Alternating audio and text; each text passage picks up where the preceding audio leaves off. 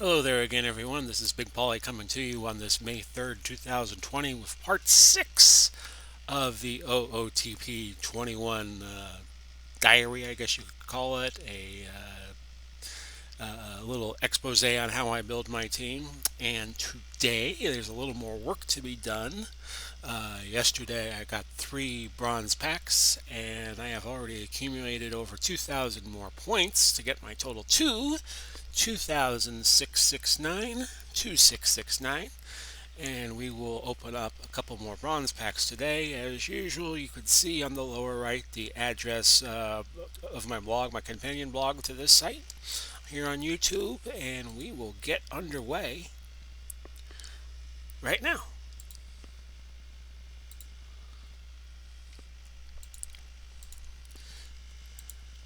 Still awfully awkward, all these weekends that have now gone by without sports because of the coronavirus. I think this is now the 8th or ninth weekend we have gone without sports. Although there was the virtual Kentucky Derby yesterday, won by Secretariat, the battle of Triple Crown winners. Now, if Secretariat goes on to win the Preakness and the Belmont like he did in 1973, would that be a triple triple? Anyway, the screen's loading up here, and we will get to business. Might have to sell off a few cards before we do. I'll take a look there first. Still in the entry level week of play here, where you could play more or less than 162 games. Ray Washburn doing well for my team right now, the old St. Louis Cardinals pitcher. That's the great thing about Perfect Team is you're not totally dependent on modern day players. You could also go get yourself some historical players, and they do not get better or get poorly as the season goes on. I've played 213 games so far this season. I'm 121 and 92. In my last game, I got shut out by Berkshire 2-0. So, 2-0. In fact, I was 2-hit in that game. Let's take a quick look at my actives. And I got a few of them. And we will sell off the Deadwood before moving on to new business. Okay, so Perdomo, 5 and 20 would be 13. We'll try to sell him again. And we have a new game coming in, which today I'm going to ignore for the purposes of trying to get this blog entry done as quickly as possible. Blog entry, upload, whatever you want to call it. And we're up to Heath Hembry now, who is 611 would be 9. Sell him for 5. Craig Counsell of the Diamondbacks, 2001. The year the Diamondbacks won the World Series. Okay, 6 and 25 would be 31 divided by 2, rounding up would be 16. We'll try to sell him again. Still noticing a lot of players being sold at very high prices for the iron, for the bronze, and so forth. We have 3 more players to do. And Mr. Josh Stelmont, 6 and 16 would be 11. We might get him boomeranged back to us as we try to cut the deadwood here. Jesse Chavez, 6 and 12 would be 9. Off he goes, one way or another. And Frank Funk, let's see, that would be 6 and 25 would be 31 divided by 2, rounding up would be 16. Historical players generally go at a higher price. So, all that being done, we are ready to buy 2 more bronze packs. Still in a position where if I had 5,000 points or more, I would get a gold because I have 2 starters in the pitching staff that are gold, 1 reliever at gold. So Gold wouldn't hurt me if I got one, and I had came on here and I had 5,000 points or more one day. So once you get a roster that has gold on it at every position, then you don't want to do that. But right now, not in a bad shape to do that. And here's Sam Zoldak, left-handed pitcher. Kristen Stewart, followed by Seth Brown, looking for that one gold. And here he is, Felix Jose, who was on the American League champion A's in 1990, right fielder. And that was the only. I keep saying gold. I should be saying bronze. Felix Jose is a bronze player. One of these days I'm going to get it right, and then you will all be in trouble. Okay, on to pack number 2, the last pack. Gold comes up, bronze comes up right away. See, I did it again. Luke Farrell. We got another bronze. Pablo Lopez, right-handed starter. Third bronze, Eric Haas. Andrew Suarez, an iron lefty starter. Another gold, another bronze. See, I did it again. Rafael Montero. So 4 bronzes in that. We got another Dan Winkler. Well, he's related to Henry, who used to be the Fonz back on Happy Days back in the 1970s and 80s. Speaking of, well, we'll do it a little later. Now we have to sell off some players. Lopez is the top starter, so we keep him in reserve. Which means Scott Chiamparino might be going elsewhere here.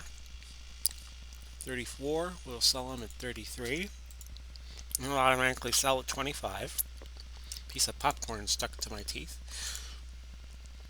Okay, off to Mendez.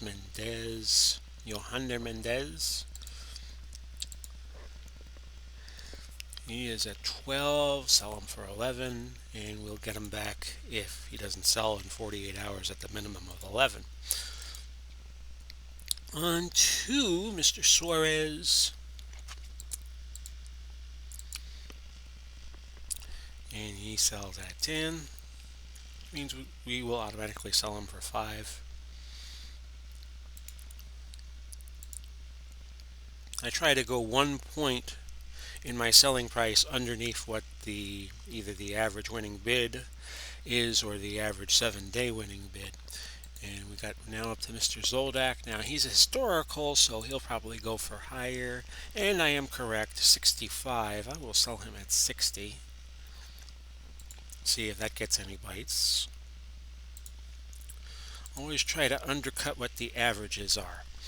Now we go to relievers. And we have Luke Farrell. And he's going at 130, which is rather high for a bronze, but the winning bid all time is 109. I am going to go 99 on him.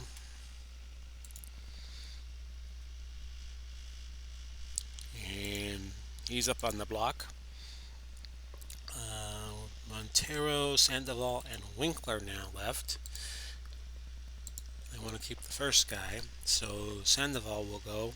He's at 66 in the 2 average columns, so I'm going to go 60. And we'll try that. The minimum you want to sell a bronze is for 28 because you got to figure in that 10% they take off of you if you put it up for 25 and somebody buys it at 25, then you only get 23 points. So you don't want to do that. You want to set it at 10% and round up, 10% more and round up, and that would work for you. Winkler, who I just acquired a few days ago and put up for auction, get another chance to do so. I will sell them at 9. On we go to the catchers. And we have Garneau, who will sell. He's an iron at 55. And that's 8, so we'll sell him at 7. Wonder if I used to watch a lot of ESPN back in the 80s, and they had roller derby on at one point around 1985. And it was the Los Angeles T-Birds and a whole bunch of other schlub teams that were the bad teams, kind of. And the manager or the coach of one of those teams was Miss Georgia Haas. And from what I heard, she was a very sweet lady. But she played, she had to play the role of the villain, and she was a perfect villain for roller derby. So I kind of wonder if Eric is related to Georgia Haas any. Probably not, I would guess. I'm going to sell Eric for 79. Miss Georgia Haas. You will call me Miss Georgia Haas. She would always mug to the cameras. Yeah. She must have been a roller derby player back in the 60s or 70s or so. And 7 for Seth Brown, part of that Oakland A's squad that lost in a wild card last year to the Tampa Bay Rays. So we have one catcher, one first baseman, one second baseman, one third baseman, one shortstop. So we have to sell a left fielder and a right fielder here. Chris Stewart going at 7, and we will not see his face on this team again.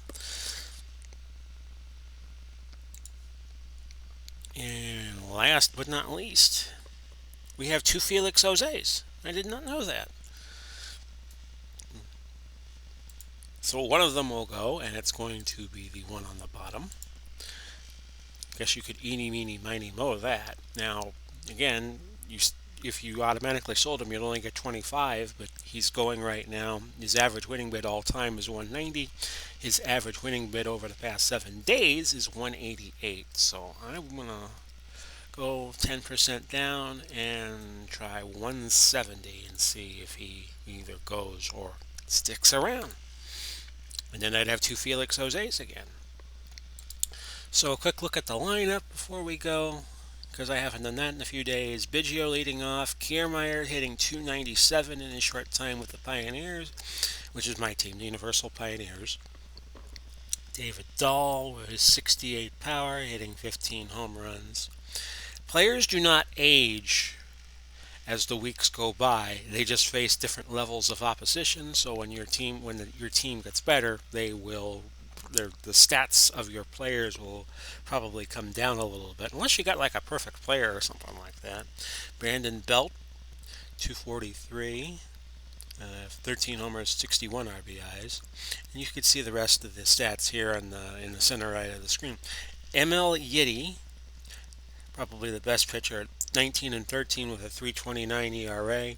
Washburn right behind him at the number 2 starting position with a 3.69. Osuna, who is my gold closer, and I meant to say gold that time, is got 29 saves at 324. Julian Tavares, who was my original closer, 29 saves and 379. So that's going to wrap this up for today. And I'm going to catch you all soon. I'm probably going to do another part to this on either Monday or Tuesday. And then I get a new computer on Wednesday in the mail. Could be getting it earlier, and if so, we'll just adjust the schedule accordingly. But that's going to do it. I'll catch you all soon. Bye-bye for now.